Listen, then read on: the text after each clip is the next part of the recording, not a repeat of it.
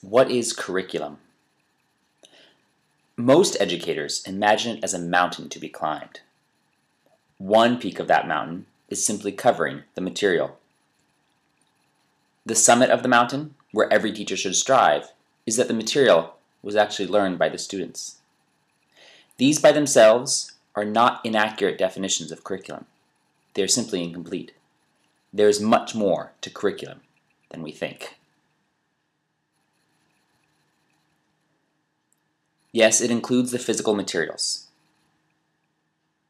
The textbooks, the lesson plans, the tests, the homework, all the administrivia that teachers abhor. But don't limit yourself to this simplistic definition. Let these all act as tools to use for the bigger picture. Let's dig into defining curriculum. Ralph Tyler turns the definition into a question. 4 questions, actually. The first being, what is the purpose? Curriculum has to serve a purpose. It's not about coverage of material.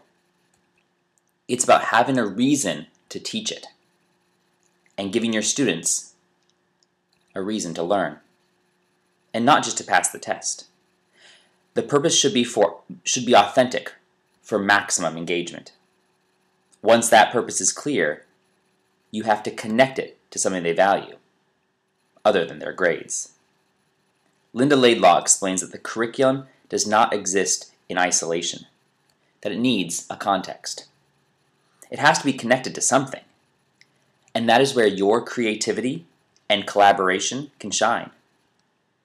Work together, develop authentic experiences with your fellow teachers that will connect ideas and inspire students to continue learning outside the classroom. This interaction with colleagues is only the first step.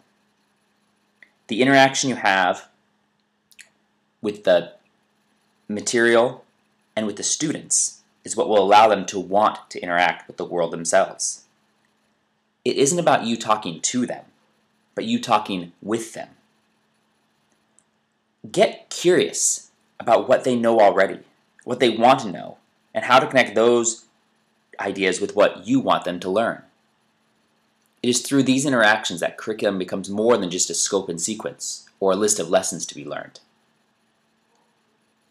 Lastly, curriculum is about passion.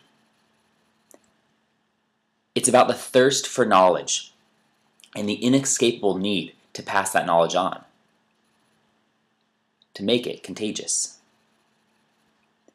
If you love what you teach and you are committed to those you teach, you can't help but pass that on to your students. Curriculum is more than what you see on the surface. It should have a purpose. It should make connections. It should encourage interaction. And it's your passion that moves curriculum outside the textbook, into the classroom, and into the world.